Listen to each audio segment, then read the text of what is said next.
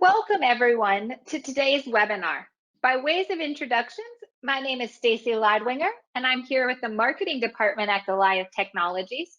I have with me Avi Lip, our senior technical consultant. And today we're going to be really introducing an industry first. We're going to be highlighting technology that allows you, the Citrix IT Pro, to solve remote worker issues. Now, before we jump in, I want to do a little housekeeping.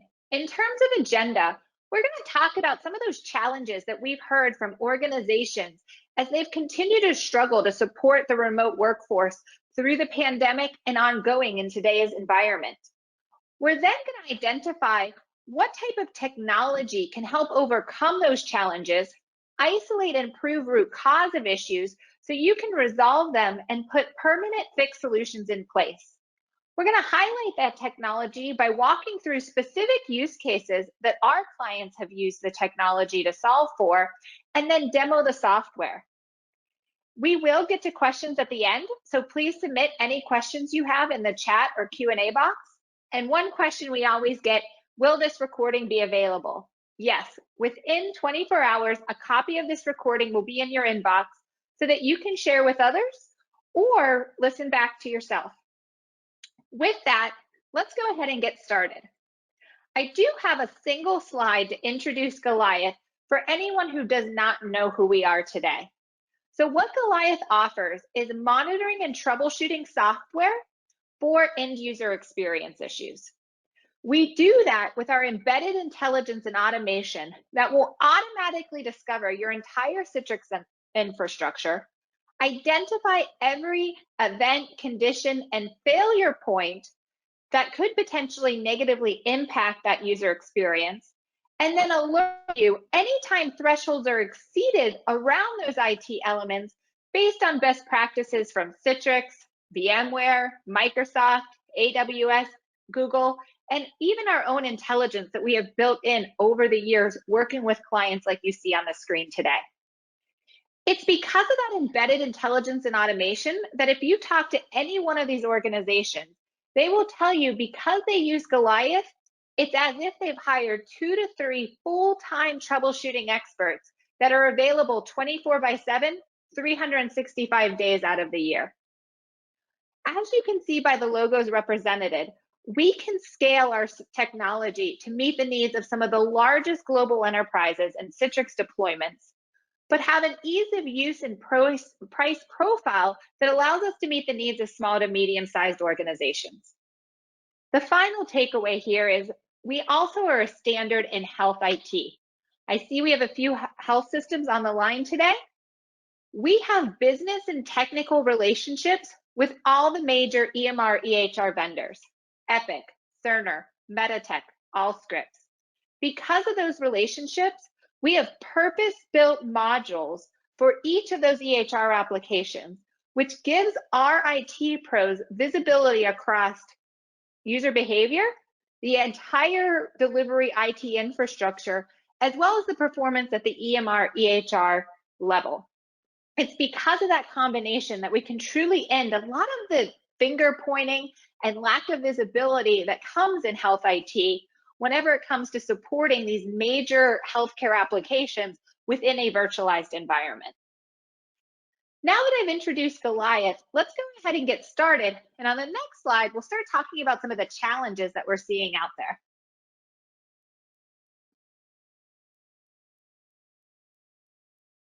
When I talk with a lot of IT pros that are managing Citrix or even Horizon environments, when the pandemic hit, these are the ongoing pain points that we've heard when it comes to supporting remote workers. Many of these issues have always existed, but now that entire workforces are remote, really many IT pros like yourselves are struggling. And the reason for that is first, there's a lot of finger pointing when an issue arises. Is it that home office environment for the user that's causing it? Is it Citrix?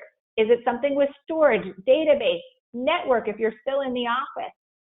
And without real visibility to isolate what that root cause is, it leads to this finger pointing as well as poor communication across IT teams, management, and vendors. We've often heard in organizations where the Citrix team spends hours defending Citrix, talking to the storage team saying it has nothing to do with Citrix, it's the underlying storage is the issue, or the network team. And all of this leaves a huge gap in objective data and analytics that enables you to document and prove root cause to drive greater collaboration. And then the final piece of this is the reliance on really subjective end user feedback. I've talked to a lot of IT pros and they'll say, everyone says things are working fine, performance is okay, and then we'll send out a yearly survey and IT gets dinged for poor performance. And we're caught really off guard and being reactive. When it comes to remote workers, this is even more challenging because you're not sitting there in the office. You have no visibility into what that user experience is like in the home office. And so why these challenges exist, it's not just because your users are remote. It's actually because in order to deliver a user experience across your Citrix environment, you need more than 15 different IT elements and vendors to come together all at once. So Abby, if you want to go to the next slide, this is a slide I like to use to talk about those challenges. So first, you have your remote workers. Maybe some are still on premise or in the office. Regardless, your workers are coming in. They're all unique. They're all coming in from unique locations. They also have unique endpoints. So before you even kick off a Citrix session with the ICA, you have a lot of variability. Then everyone's coming in and connecting in a different way. They might be using your office network. They might be using their home office. Maybe it's a hotspot. From there, then you enter into the data center. And in your data center, then you're going to have your Citrix components, NetScaler Gateway, storefront services, your broker delivery service, your VDAs. You might also be running this in Citrix Cloud. You then have your backend systems, licensing server, SQL database, Active Directory, and below that's your hypervisor host layer. Involved in all of that are then applications that are either on-prem or in the cloud. And so when a problem occurs, let's say someone complains, I am at home working and I have a slow log on. If you don't have visibility into these 15 different IT elements, there is no way that you're able to isolate and prove quickly that it's a bad GPO setting in Active Directory causing the slowness. This is why it is so challenging to troubleshoot, document, and even monitor that end user experience across Citrix, especially when you're dealing with remote workers. In addition to the complexity that's in the delivery infrastructure, there also is a fact that there's not enough Citrix experts like yourself out there. And so we actually produce these numbers with Citrix. We have an infographic we could send anyone that's interested on it. But when you look at the demand for Citrix experts, there's about 400,000 Citrix customers globally. Typically, you want 2 or 3 really full-time troubleshooting, understand the deep grains of Citrix in order to support that infrastructure. So the need there is about 1.2 million experts. On the supply side, they just named the new CTP class, and there were 67. There's about 150 roughly of CTAs out there, and let's say another 50,000 with generic and varying levels of certification. That means that you have under 60,000 experts to support the demand for 1.2 million experts. And so to overcome these challenges when you're supporting your remote workforce, what Goliath has done working with our clients was take that IT generalist who understands technology and provide them with software that has embedded intelligence and automation to make them a troubleshooting expert. And what we do is we enable organizations to anticipate issues so they can get ahead of them before end users are even impacted, give you deep and broad metrics so that you can troubleshoot, isolate, and prove root cause quickly, and then finally document that experience so that you can prove, one, what was the issue, and secondly, that you put permanent fixed actions and resolutions in place. So when we talk to our customers, they say when they add Goliath, not only are they adding that embedded expertise, but they truly are transforming their IT department to go from reactive to proactive.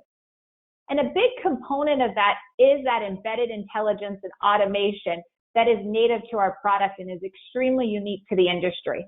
And so we are going to identify across all those common trigger points that impact user experience, such as logon initiation, duration, session performance. We're monitoring hundreds of these events, conditions, and failure points that impact the user experience. and alerting you anytime any of these thresholds are exceeded. We also have pre-built remediation actions. So if an alert is triggered, we can go ahead and remediate many of these issues so your users are never impacted in the first place. And what's so critical is not only is this solution not only is this intelligence and automation embedded in the product, but we're doing it in a way that we're not looking at individual IT elements. We're looking at the user experience holistically and how those IT elements impact that user. When you see the technology today, you'll see how that subtle difference makes a huge impact, because we're not just looking at the silos of storage, network, Citrix storefront component, NetScaler, et cetera. We're looking at how they come together and what that manifests itself in the user experience. So with that, I'm going to take a pause and we're going to open up a poll, because as we go into the use cases and show the technology, I'd love to see from our audience today, where are some of your key pain points so we can make sure we focus on them. So when you're working with your remote workers, what are some of the most challenging issues for you to solve? And please select the one that is most critical to you. Is it troubleshooting slow logon? Is it troubleshooting slow session or application performance? Maybe it's Teams that is hanging up through your Citrix VDI. Is it reporting to management around performance and end user activity? Are you struggling to be proactive so that you're not sitting on your heels reacting to user feedback, instead being proactive to deliver that exceptional remote experience? Or with the remote workforce, is the biggest challenge really proving it has nothing to do with Citrix or the IT infrastructure and everything to do with that home office, the home Wi-Fi, user behavior? So please take a look at these. I know sometimes it's always hard to pick the one, but where do you spend most of your days, and what are some of the most challenging? I was working with a Citrix CTP last week. We actually did a webinar together, and he said working with remote workers, what he finds is he spends so much time rat holing, as he called it, and he would start going down a path thinking that had to be the issue. There was nobody else for him to turn to and ask, hey, take a look at this. So what he found is he spent even more time troubleshooting and often looking at the incorrect thing. So I think with that, we've probably had enough fill it out. So if we can go ahead and show the results, let's see what the attendees say today is the biggest challenges. So it's somewhat split, but it's interesting, and we are going to talk about this today. It seems the highest one is really reporting to management around performance and user activity. So if you have specific questions in that area, please go ahead and put them in the Q&A box, because we are going to talk about that. And we are going to address some of these other issues. Interestingly enough, on this panel, no one is struggling to prove home Wi-Fi. That one usually comes up. So let's jump back into the webinar, but thank you for participating and good results. So the next section, we're really going to talk about client success stories. I think in order to understand how Goliath works and the value we bring to our clients is to really understand it through their eyes. So the first one I'm going to talk about is a top US airline. And they came to us because their users were all remote. In fact, they had reservation specialists across the US. They even had in Europe. And one of the challenges was anytime people were going to access that reservation system, it was Sabre, and it was down, they then were calling into IT saying they couldn't do their job. And the biggest challenge was if they couldn't respond to customers in a timely manner, they were losing customers. Satisfaction was poor. And IT had no visibility that this application wasn't available through Citrix ahead of time. They had to sit back for a user to call and complain. As you can imagine, being kind of global, sometimes someone in Europe would have an issue and someone might not be able to resolve it till hours later in the US. And so the other key element here is they actually deployed everything in AWS, and we'll talk a bit about this. So this technology can be deployed on-prem or it can be in the cloud. In this use case, they were looking at AWS. And so what they used was Goliath's ability to go ahead and proactively test the availability of the entire Citrix infrastructure as well as the application. So they launched this at several different locations based on cloud to resemble what a remote worker would look like. And so they launched it from, I think, the East Coast, the West Coast. They also had one in Europe, so they could test the application and actually run through it. Avi, you want to talk about how it was actually deployed and then show a demonstration around how we have this availability testing for Citrix as well as Horizon and looking at application launching? Yeah, sure, Stacey. I think you actually did a great job of describing the actual deployment architecture for this airline, where what they did is they had VMs deployed into AWS in a number of different geographical regions, where from that VM, they would launch this piece of our technology, where again, it's going through the entire Citrix delivery infrastructure process, logging in, entering credentials just like an end user would, seeing the, testing through the delivery infrastructure, the backend systems, confirming that these Sabre applications that the reservation specialists were accessing were all available no matter what region it was. So if there was, say, a geographical outage or anything like that, the technology would then be able to identify that before the end users are actually impacted to give IT then a real-time alert and get ahead of those issues again before the end users are impacted. Now, in this particular situation, to simulate remote workers, they had these VMs deployed in the cloud and the technology launching from those VMs, but these can also be deployed onto a laptop or a workstation at each individual office location if you want to test for, actual office sites instead of just remote workers. So then, say if there were to be an outage or a failed launch, where you go within the technology to actually have an analysis. And I'll show a quick video first to actually kind of demonstrate what's going on the back end. Where what you'll have is from that laptop VM or workstation, the technology will launch a web browser to the NetScaler storefront sign-in page. We'll log in with credentials just like an end user would. It'll then confirm authentication, navigate throughout the storefront page.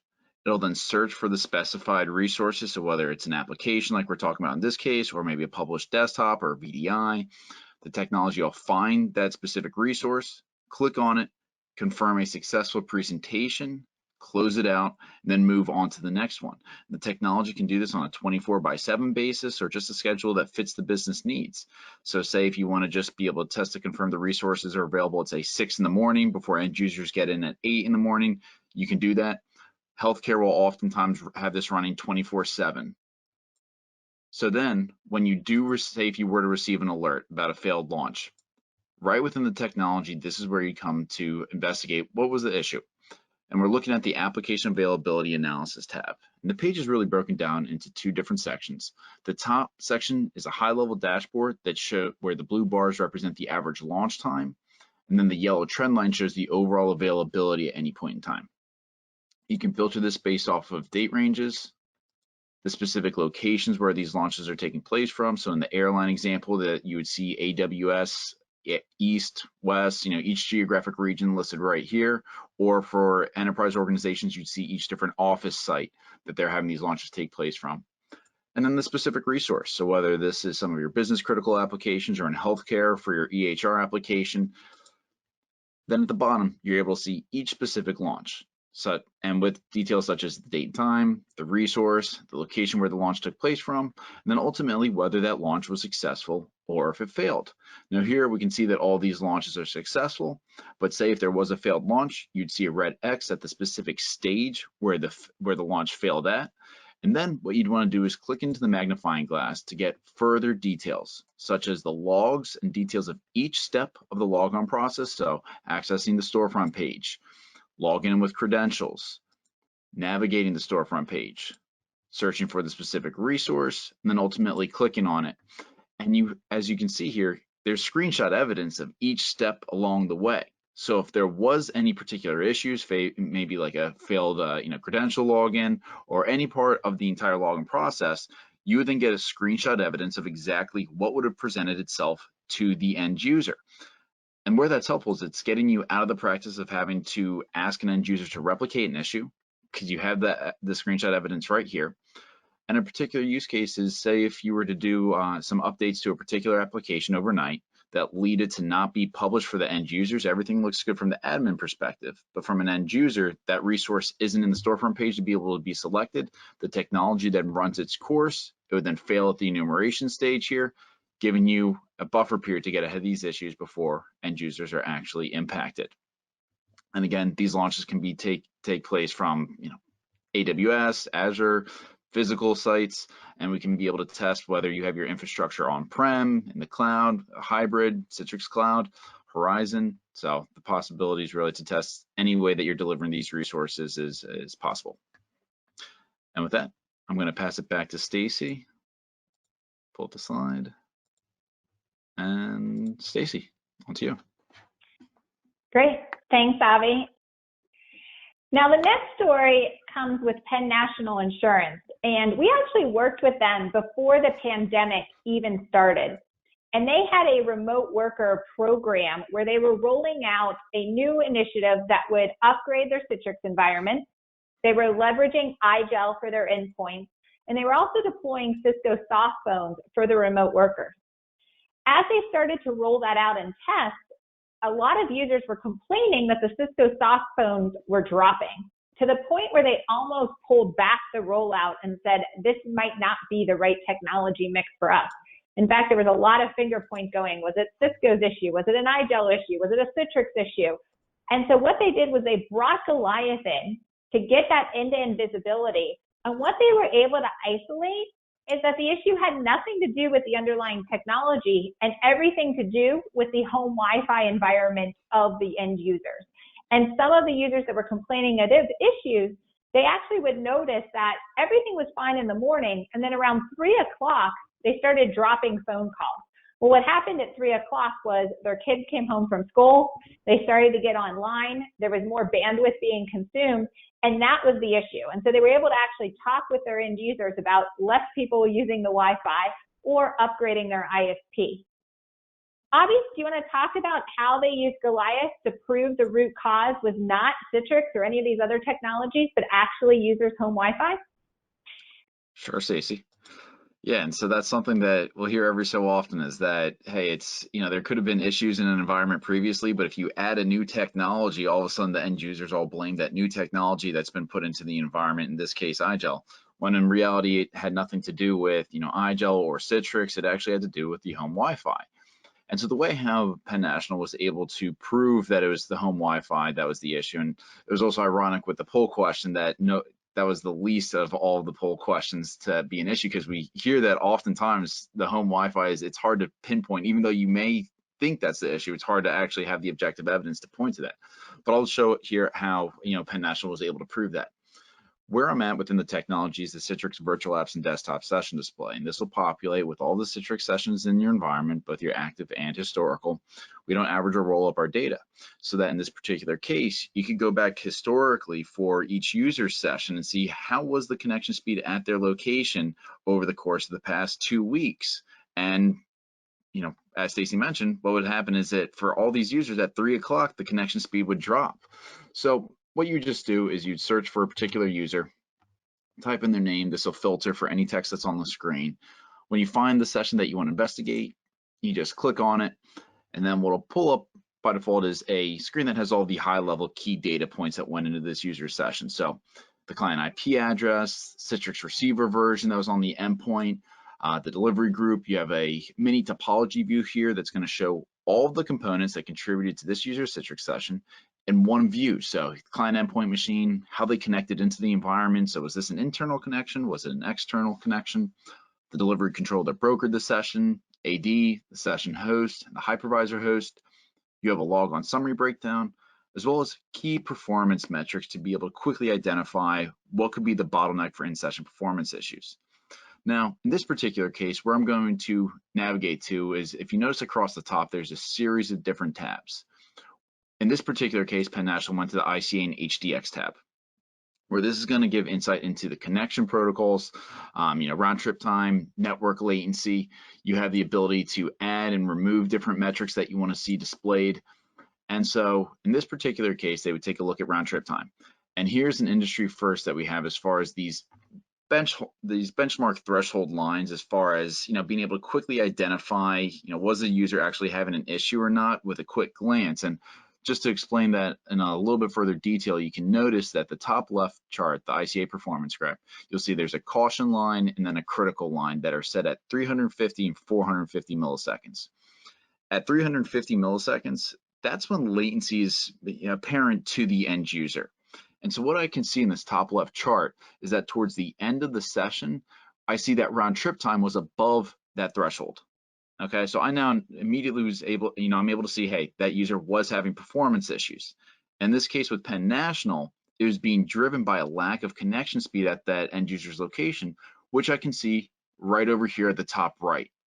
So this connection speed metric is the amount of bandwidth that is available for receiver or the workspace app, wherever that user is working from. So in this case, at their home office. And this isn't the total amount of bandwidth that's available from the ISP. It's the amount that is strictly available for Citrix. And what you can see is when round trip time spiked at the end of the session, it correlated with a huge drop in the connection speed at that location. There's also those threshold marks. So anytime that the amount of connection speed is less than 10 or 9 megabits per second, that's when there's not enough bandwidth available to support a satisfactory Citrix session. So just by looking at these two graphs real quickly, I could see round trip time was spiking, and also the connection speed available at that end user's location dropped significantly. So it was very easy to point out that the home Wi-Fi connection was the actual issue. And since this is all time stamped down to the second, you can have a data-driven conversation and say, hey, what happened at 12:56? We see that your connection speed dropped from 27 megabits per second all the way down to 4.2. And nowadays we'll hear, oh, that's when the kids started streaming Xbox or Netflix and hogging the bandwidth that was available for receiver of the workspace app. Now, that's if it's a network issue. Obviously, there could be an issue with the resources, whether CPU or memory is running hot on that particular server.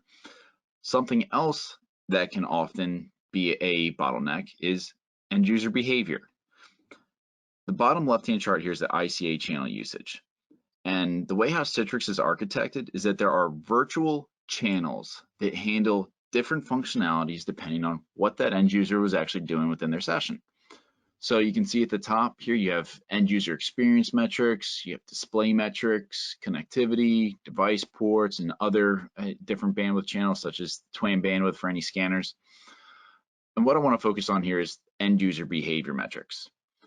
And what you can see here is there's a number of different ones: audio bandwidth, clipboard bandwidth. Did this user have a large copy and paste job that hung up the session? Thin wire bandwidth, which is the Citrix display adapter. Was that user doing something graphically intensive within their session?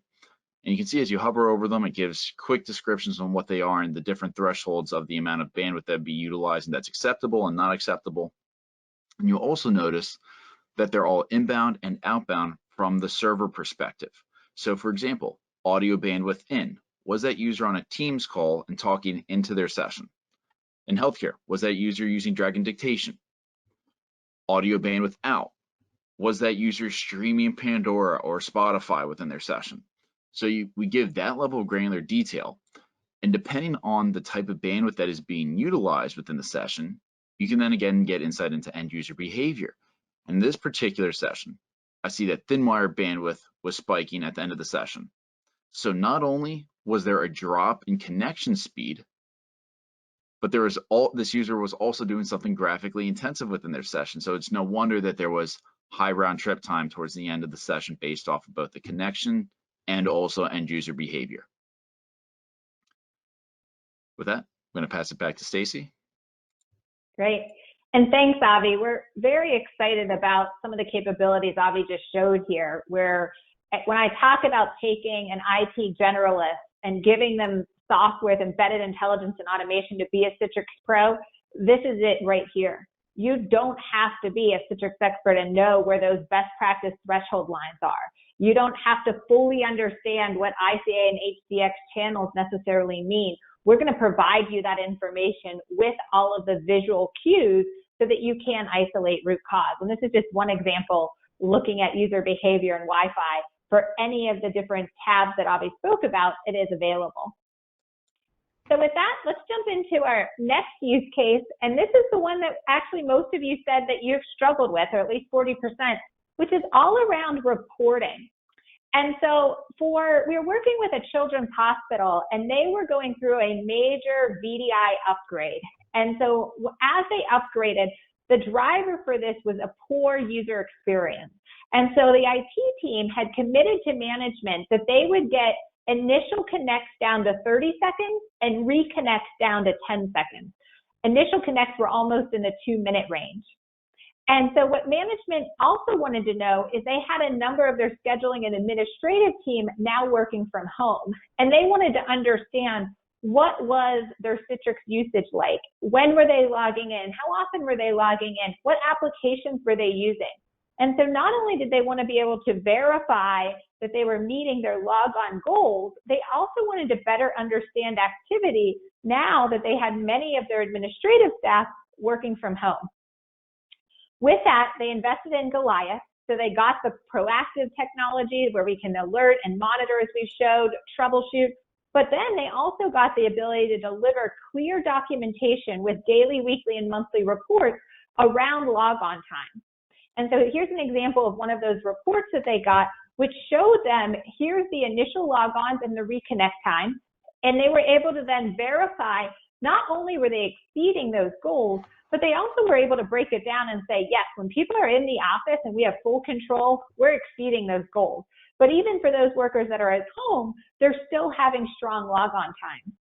They were also able then to identify if anyone was having a poor logon experience and break it down at individual stages. So they could see, yes, we've got 10 users that aren't meeting our SLAs, but when we look at it, it's all around GPO time, and they could troubleshoot around that area. And so they have this report that they are now delivering to management on a monthly basis to prove that their goals continue to be met. They also then are using our next report, which identifies how people are using Citrix when, and actually which applications that they're using. And so this report will actually break down each session. So it'll tell you each user and their session, when they started, when they ended it. They'll talk about how active they are in that session. And so you can identify that someone might have been in their Citrix session for 10 hours, but they weren't active the entire 10 hours. We also, based on client feedback, added a column here for max inactivity. So we all know that when people are working, you might be on calls like this, you might step away for a lunch. You're not always necessarily interacting with your mouse or keyboard. So max inactivity time isolates that.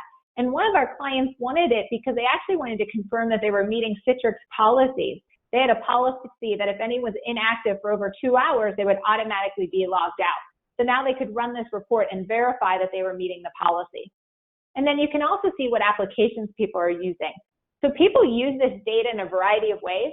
Yes, some people have used to talk about remote worker productivity, because that's a question that's being asked, and HR wants to understand how are people working differently at home? When are they starting their day? When are they ending their day?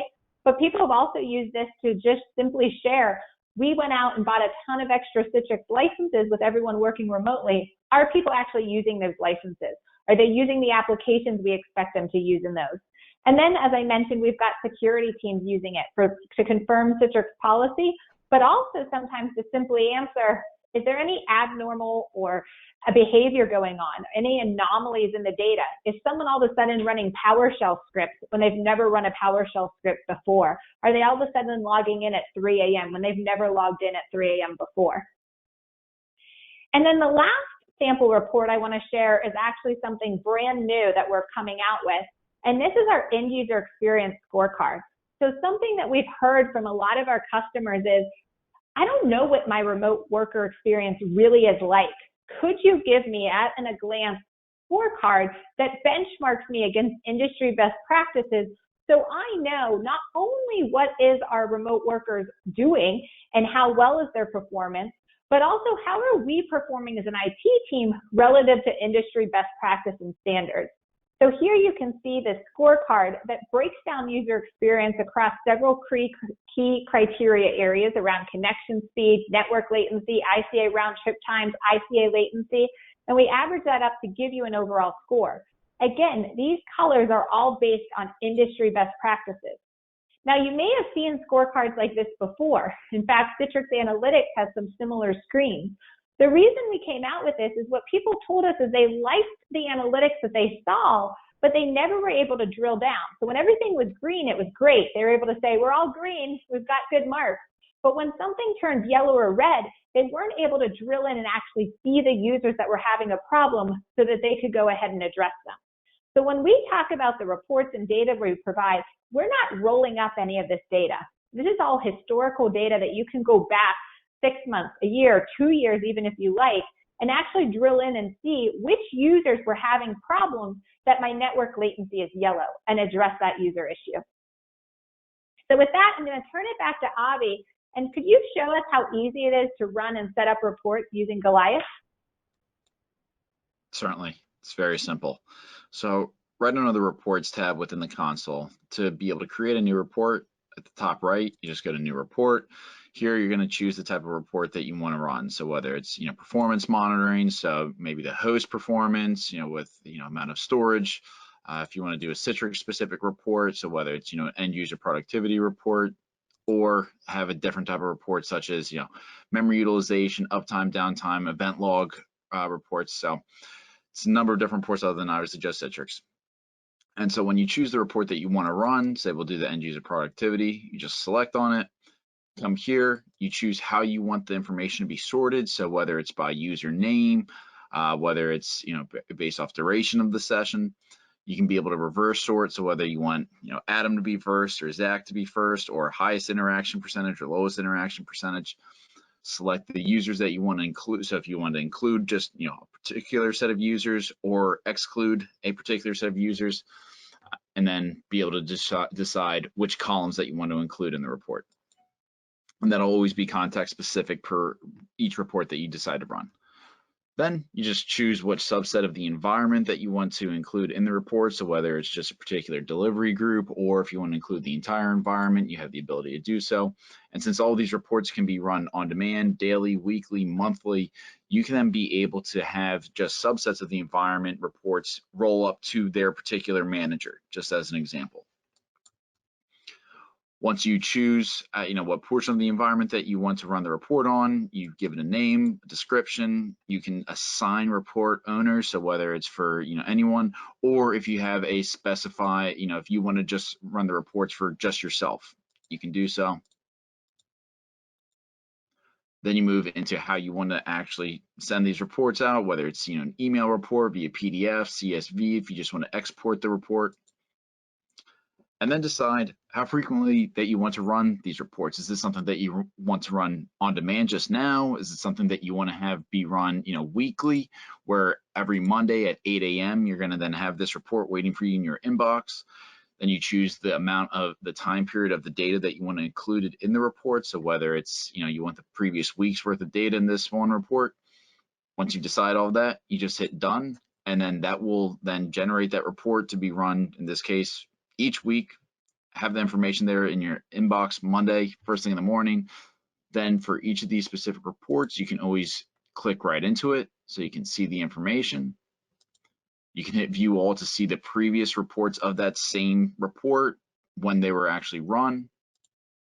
And then from this main page here, you can, for any report, you can be able to select to run that report right now, edit the report, suspend the reports. You can see when the next time that report's scheduled to run, and also the last time that it ran. So the ability to create these reports is very simple. And with that, I'll pass it back to Stacy. Great.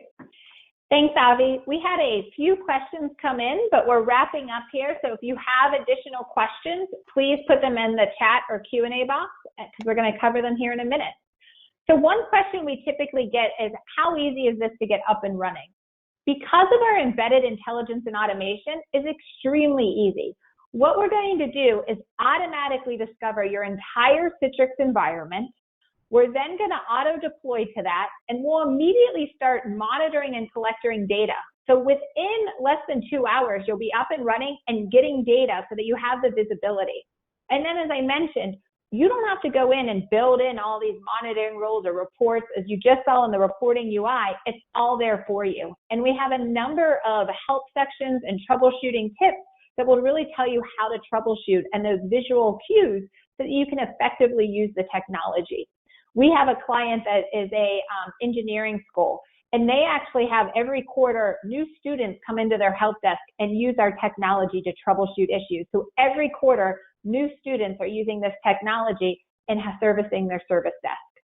So with that, let's go ahead and open it up for questions. So the first question comes from Alex. We are using Citrix Cloud. Can you test the availability of Citrix Cloud? So the answer is yes. We actually have what we call our Citrix Cloud Connector module, which means we're not only testing the availability of Citrix Cloud, we're also testing the availability of the Citrix Cloud connectors. And we just did a webinar, I think 2 weeks ago, Avi, on this. where we're monitoring the entire health of the Citrix cloud as well as those connectors. And if anything's wrong, we're going to alert you, and we can actually restart those connectors so that your users aren't even impacted. So if you are on Citrix Cloud or looking to go to Citrix Cloud, we absolutely can support and help. Next question from Philip. Can you create reports based around AD groups and users?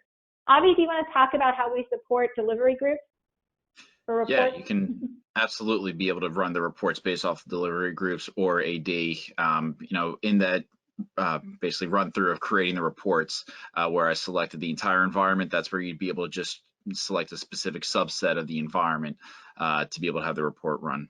So. The other good thing to point out is these reports can all be exported in CSV form or others, so you can go ahead and format them however you like. We have customers that have used this, and we even have templates in Excel to get pretty creative on how they want to look at things. So for example, end user productivity based on Active Directory so that you can send specific data off to the marketing team, to the finance team. We also can integrate with tools like Power BI or Tableau, which would allow you to do even more configuration. So you can report across Active Directory, delivery groups, locations, time. There's quite a number of filters. Next question comes from Rishi. We're looking to migrate to VMware Horizon. Can you do the same things for Horizon? So the answer to that is yes. We advertise this Citrix, but you can do exactly what we showed. All the same things are available for Horizon. And in fact, if you are in the middle of a migration, we offer special pricing so that you can basically get licenses that cover both Citrix and Horizon throughout the migration so that you can test performance and verify everything's working. And then we'll remove those licenses that you don't need. So if that's of interest, do reach out to the email here you see at techinfo@goliathtechnologies.com. All right, next question is Olivia. Right now, when I want to check the health of the environment, I have to check individual VMs in our NetScaler. Do you have a view that shows me overall health? So the answer to that is yes. In fact, we have something called our automatic discovery and dependency map for Citrix, very unique to Goliath. And this is when I talk about us automatically identifying your environment. This is what we're doing so that you can get a very visual cue of how is every single IT element that makes up the environment doing. I'll let Avi demo it. It's much more powerful to see than me talking. Go ahead, Avi. Thanks, Stacey. And so, yeah, I mean, Stacey was, hitting it right on the head there. As far as upon deployment, we will automatically discover the different components that contribute to Citrix, map them out, and then show the correlation between the different components. So where you're talking about having your NetScaler, then you have your storefront servers, delivery controllers, and any other supporting servers in the environment. And upon deployment, again, we've already discovered these components. We've applied hundreds of monitoring rules to the environment that are looking for events, conditions, failure points, and thresholds that can impact user experience. And what's important about that is those monitoring rules drive this as a heat map structure. So as issues were to arise on individual components, they'll turn from green to red or orange depending on the severity level of that alert. So say, for example, there's a broker service error on this particular delivery controller. It would turn red. You'd be able to see the specific alerts that are firing off based off the embedded intelligence and automation on the right-hand side here. And then you're able to see other information such as resource utilization, context-specific health checks, and this will automatically update. So as you make changes into the environment, say if you move down into the delivery layer and you add some different delivery groups, this will automatically adjust and adapt based off of the changes that you make in the environment, so that you can then see from logical perspective the delivery groups mapped out to the machine catalogs, to the gold images, and then can even get all the way down to the hypervisor cluster and the individual hypervisor host. So, this is often used as a knock view for exactly what you're saying, where instead of having to go to each individual VM and see the health of it, you can see everything in one single view and understand, okay, are there issues on individual components? What's the overall health like in the environment? So it's used for exactly what you were just saying. Yes. Perfect. And behind each of those are a series of alerts as well, right? So you don't have to just have it up as a knock view. Each of these has a number of pre-built alerts that can identify you anytime those thresholds are exceeded. All right, Alex came back with a second question. Do we need to run scripts to set up monitoring roles? So the answer is no, unless you want to run scripts. So we have everything built in, as I mentioned. So all of the alerting, the triggering based on failure points and conditions, that's all built in. But we can absolutely, if something's not there that you want to set up an alert, we can take any win service, syslog, SNMP trap, any of that, and create an alert for you. You can also put in scripting if you want to remediate and have some remediation actions taken place. So what I like to say is we've got the embedded intelligence so that it's all there ready to use. But if you want to extend, we have a very extensible product that allows you to go ahead and add scripts in. All right, from Todd, how quickly do I receive an alert if something is wrong, and how do I get to that alert? So a lot of it depends on the alerts you've set up. If it's the embedded ones, like off of the discovery map that Avi just showed, that's instantaneous. As soon as we see it, you're getting alerted on it. If it's more based on the automatic testing that Avi showed, you're going to get alerted as soon as we run that test. So we have customers that run tests throughout the day. Some people only test twice a day. So there is a dependency on when you're running that launcher. In terms of how you get the alert, that's all up to you. You can get it emailed, you can get it text to you. We can integrate with third-party products like a ServiceNow if you want it in a ticketing, or a Slack if you want to show it in a Slack channel. Or if you don't want to see it except in the alert dashboard within our UI, that's also a possibility. So you can absolutely configure how you want to get that. Did I miss anything, Avi, there? No, you hit it all. All right. This comes from Sid. Our remote users complain of slow logon. What kind of logon data do you provide? This one's probably best if, Avi, you show in the technology, if you could go back in and show that logon tab. Yeah, absolutely. Let me pull that back up. So as far as for any logons, let me pull one up real quick, just navigating back to the technology.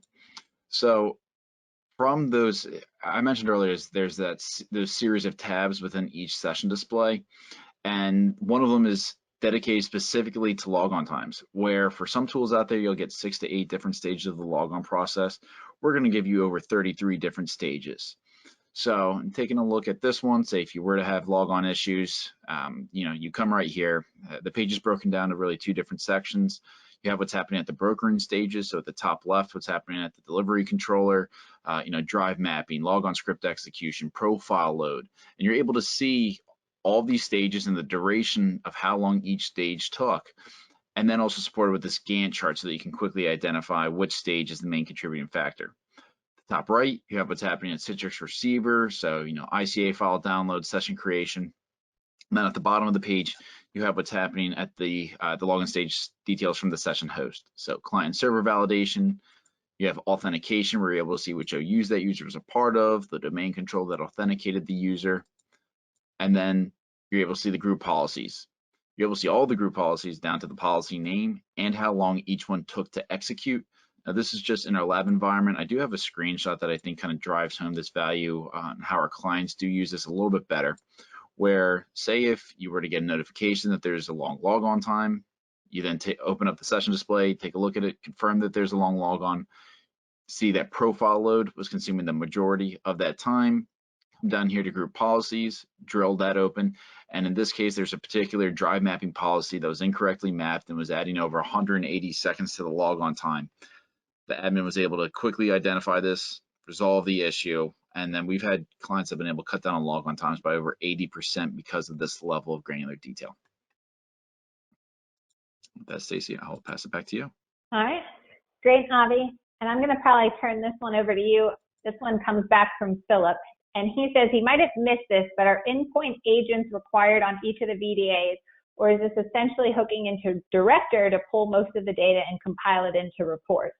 So the answer is it's not coming from Director. It is a mix of agent and agent list. Avi, do you want to add a little bit more color how the deployment architecture works? Sure. So I'm going to separate the endpoint and the VDA part. So there's no technology that is needed to be deployed onto the endpoint machines themselves. We do deploy a lightweight intelligent agent onto the VDA, and that's how we're able to get those deep end user experience metrics, because we're monitoring the entire ICA traffic and everything from that endpoint, which really has receiver, the workspace app on it, communicating with the VDA. So that's how we're able to get all these deep metrics. But again, just to clarify, no technology of Goliath is deployed onto the endpoint machine themselves.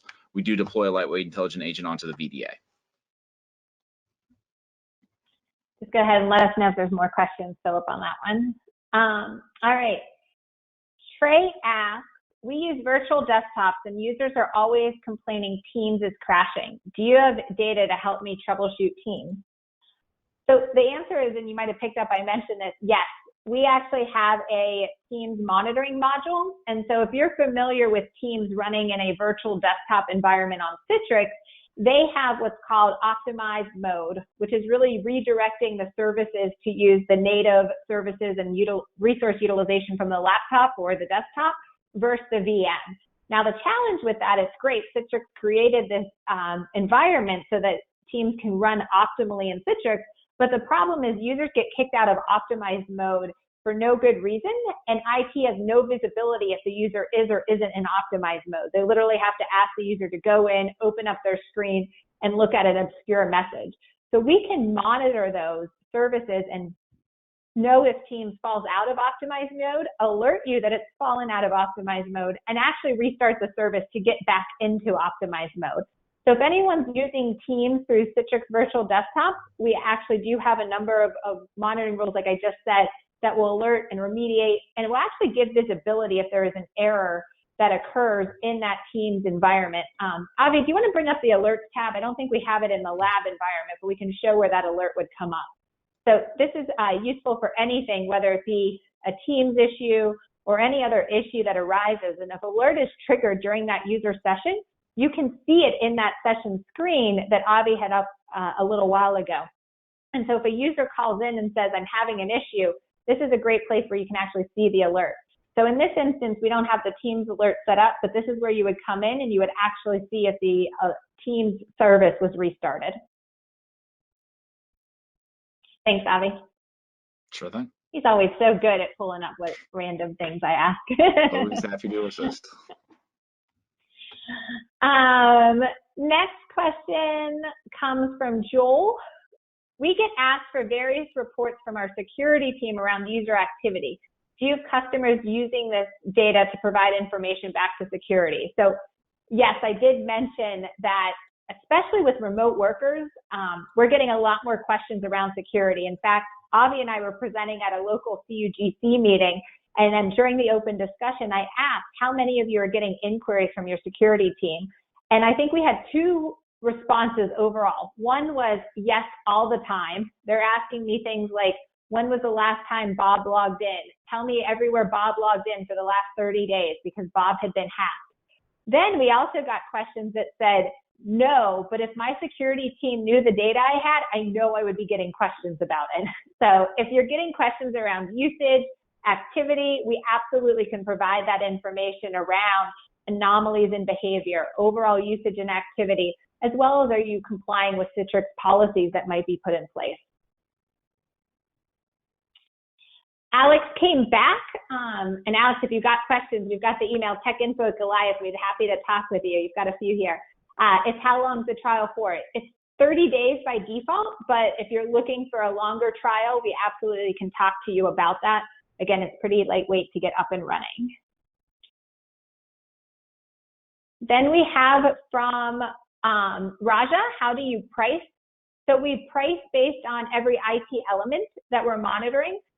What I will say is our price is a fraction of what you would pay for Citrix or any of these major EHR applications. So this is something that is very much affordable for organizations. And as I said, we can scale up and down depending on the size of your organization. This one comes from Marilyn, and she asks, how easy is it to deploy? So as we said, it's pretty easy to deploy. We talked about the auto discovery of your environment. You can get up and running in less than 90 minutes. Avi's done a number of these deployments. He does them quite a few times working with organizations. A lot of it is just making sure that you have the pre-configuration set up, but we automatically find all of those infrastructure points. We set up all of the pre-built monitoring roles, all of the pre-built reports are there. So really, we have customers that in the same day of deploying are troubleshooting and resolving customer issues. Avi, anything you want to add there? I think you hit it right on the head, Stacy. It's very easy to get up and running. Typically takes just, an hour and a half or 2 hours on WebEx, where we actually, stand up the product with you, deploy the technology, and immediately start pulling in data. Good. Another one from Alex. Do you average or roll up the data that's collected over time? No, we don't do any averaging or roll up. We have all the historical data. I would say that's a big competitive advantage that we offer out there in the market. Lincoln asks, how are you different from Citrix Director and Citrix Analytics? Avi, do you have that one slide that we use to show the difference between Citrix Director? So often when you think about Citrix, they're only looking at a slice, and here's where you'll see it. Avi, I'll let you run with it. Go ahead and respond. Sure. So with Citrix Director, and it's a good tool for saying if Citrix itself is the issue or if it isn't the issue, and you can see anything that's not red, really you're able to get that insight with Director. But as we all know, that there's a number of different technologies and components that are not strictly Citrix related that actually go into the end user experience.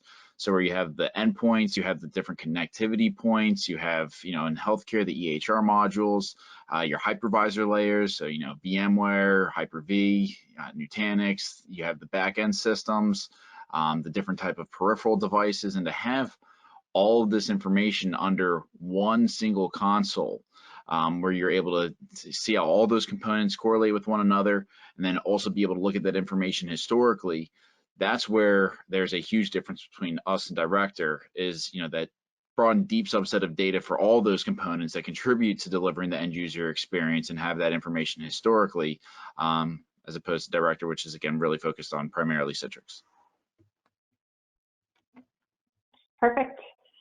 And I have one question left, so if you do have a question, this is the last call for it. This comes from Patrick. You mentioned EHR modules. We are a health system that uses Epic. What metrics do you collect? So we collected a number of different metrics around the performance of Epic. Avi, do you happen to have our Epic environment ready? Let me pull that up real quick. Aha, there he goes. I'll let him respond then. So really the key here is we're pulling all of this data together along with everything you've seen today so that you don't have to go to other areas. And one of the things we hear from a lot of our Citrix pros, whether it's servicing Epic or other EHR systems, is while this data might even exist in other places, they don't have access to it. So having it in a single pane of glass, ensuring that there's access, really helps and cuts down a lot of the finger pointing that can take place. Avi, you want to share a couple of the screens? Yeah, sure. And this is for Epic specifically based off the question, same thing for the other EHR applications where we're able to get insight into the back-end performance of the Epic application itself. So as far as the type of metrics that we pull in, you're able to see the total counts, the average grefs, block reads, the web and DB requests, then also have insight into the workflow latency of it. So the workflow times, the average DB, average client CPU time, so that in one single technology, you're able to see the back-end performance of your EHR application, in this case, Epic specifically. Some of this information may look familiar if you're familiar with System Pulse.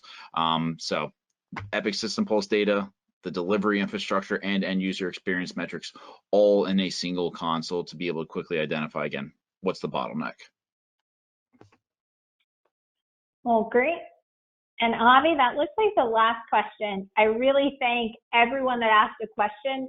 I often say that when we've got this level of interaction and multiple questions, it makes it a lot more enjoyable for Avi and I so that we can give you the information that you're seeking. If you do have any additional questions or you would like a custom demo or have specific questions, don't hesitate to reach out to techinfo@goliathtechnologies.com. And you might be lucky enough to get Avi, but most likely you'll get maybe one of our other technical consultants as well. So with that, I want to thank everyone for joining today. There is a short survey at the end. If you could take a minute to complete, it'd be greatly appreciated because we can only improve our content by hearing feedback from the IT pros that listen in. And again, Avi, thank you for your time today, and I hope everyone has a safe and happy rest of their day. Bye, everyone. Thanks, Stacey. Thanks, everyone.